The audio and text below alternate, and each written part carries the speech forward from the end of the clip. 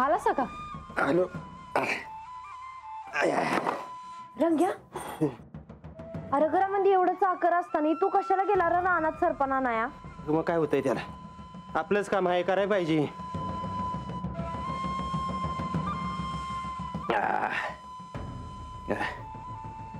ध्यानात आहे का, दिवाळी आली.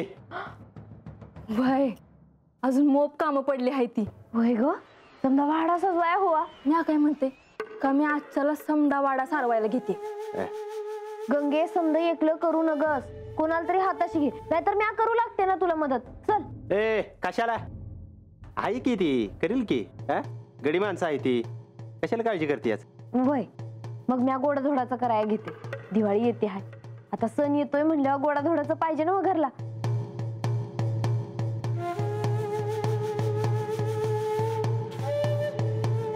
ए बानू, कुठे हरवलीस, काय झाले? काय नाही र, आपली वस्तीवरले दिस आठवले. सणावाराला समधे एकत्र यायचे, जेवण करायचे, ते समजा आता आठवलं बघ मला. अय खरंय. आणि दिवाळी म्हणल्यावर समजी जण कशी जोमानं कामाला लागायची. तुला आठवतंय का तू आन देव वस्तीवर आलं होतं? अरे वय तर बानू, तुझ्यामुळेच त्या धन्वंतरी देवांचं दर्शन झालं बघ. देवाची कृपा आहेच म्हणा. या वेळेला बी आपल्याला जोमानं काम करायचं आहे, कामाला लागूया बिगी बिगी. अरे 2 दिवसानं दिवाळी आहे. तू बघच आता, समजा वाडा कसा साजवायला घेतो, निस्ती बघतच राहिली पाहिजे ते. भाई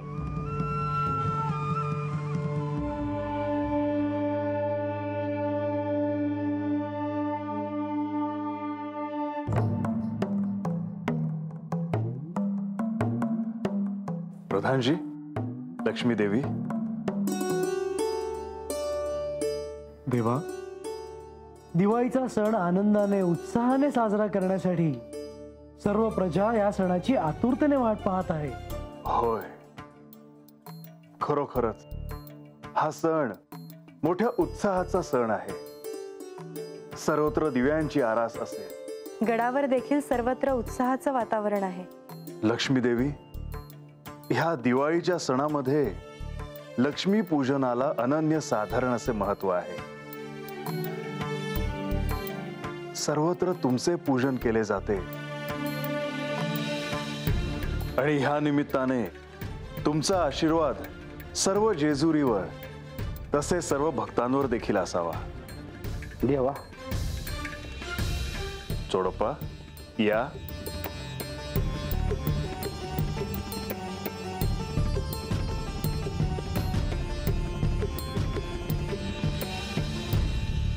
चोडप्पा, काय झाले?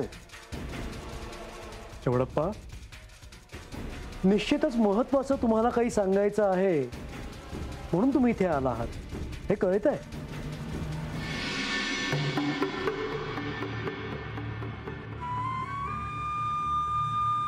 मी आधी बोलावते.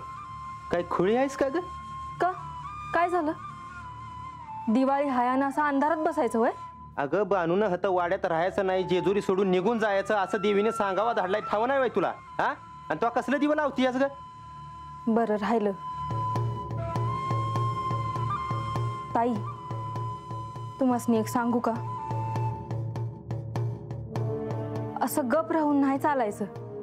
देवीने तुम्हासनी सांगावा धाडला का हत राहायचं नाही म्हणून, पर देव तुम्हासनी काही म्हणलं का? अगं देवीने काय सांगितलंय की ह्या भांडणामध्ये देवासनी घ्यायचं नाही म्हणून. अहो पर हे समद देवासनी ठाव आहे वय, त्यांचं म्हणणं काय आहे हे कळाय ना ग. मला तर आता असं वाटतंय का चंदनपुरीला निघून जावं, म्हणजे काय भांडणं बी होणार नाहीत आणि समधी सुखी राहतील आपले. काय बोलताय सा? तुमच्या जीवाला काही हाड आहे का? तुम्ही काय बी बोलू नका, पर मी ठरवलं आहे. अगं मग कवा धरणं तीच विचारतोय बानू. आपण आपलं जाऊ वस्तीवर, हाता नाही थांबायचं.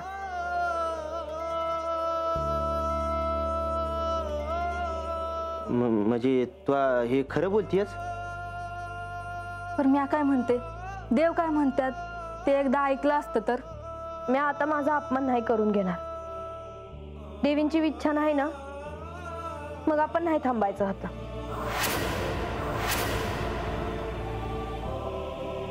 म्हणजे आपल्याला बी निघायला लागेल गंगे. बानू ठोक, जी झालं ती झालं. काय हिथं राहून दर दिवशी पान उतारा करून घेण्यापरीस ते आपलं चंदनपुरीत गेलेलं बरं. काय मग सामान बांधाय घेऊ का? आपलं काय आहे होतं, जसं आलो तसं जायचं. हातलं काय बी घेऊन जायचं नाही. पर मी काय म्हणते, अगं ती काय म्हणली तुला ऐकाय आलं नाही वय? हा गा बस तू.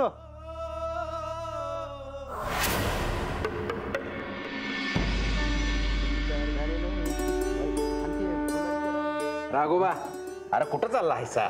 अहो दिवाळी आहे ना व, तेव्हा गडावर समजा व्यवस्थित आहे का ना ते बघून आलो. हा हे बघा, कुठं बी काय बी कमी पडू देऊ नका. ऐ, अख्खा गड दिव्यानी झगमगला पाहिजे. तर आणि प्रधानजींनी सांगितलंय काय लागलं तर मागा म्हणून. वय वय.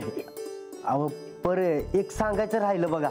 आता काय ते हं? काय तर अहो तसं काय नाही, दिवाळी आहे, बाणाईंच्या वाड्यावर कुणी बी गेलं नाही बघा.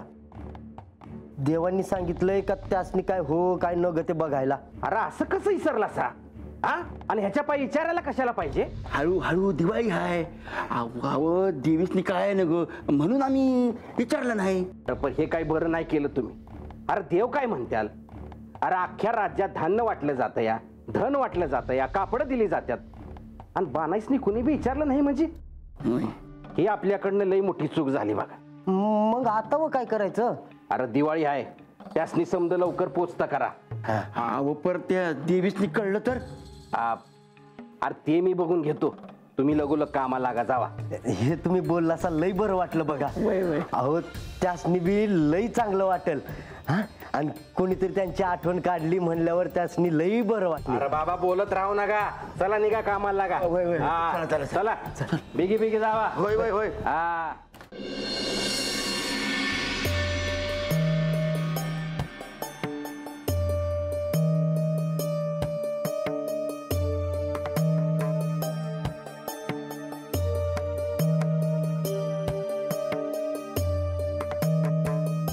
म्हाळसा,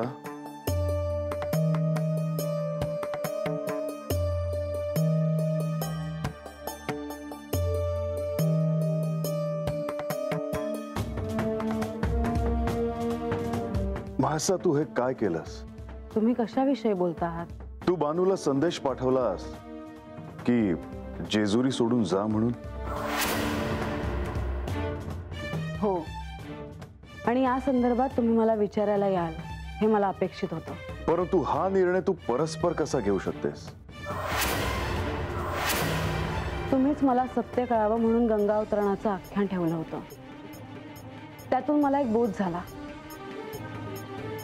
आणि तो असा की बानूला आजपर्यंत मी कधीही शासन केलं नाही. तिला क्षमा करत आले. माझ्या सगळ्या दुःखांचं मूळ ती आहे. तेव्हा तिलाच इथून बाहेर काढून टाकण्याचा विचार मी का नाही केला, किंवा मी त्यासाठी पूर्ण प्रयत्नही केले नाही. परंतु गंगा अवतरणाचं आख्यान ह्या कारणासाठी नव्हतं. नसेल, पण मला मात्र जे समजून घ्यायचं होतं ते मी समजून घेतलं आहे. म्हाळसा तू हा निर्णय मागे घे.